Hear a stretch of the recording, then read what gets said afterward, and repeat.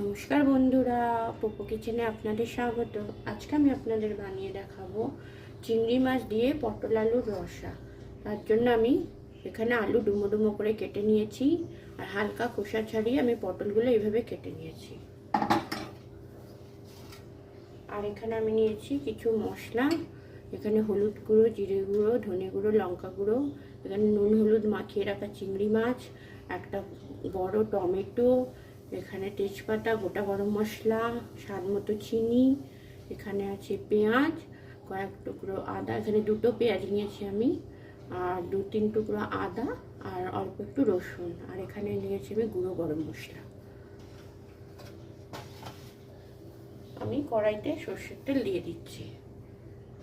আগে আমি পটল আলুগুলো ভেজে নেব।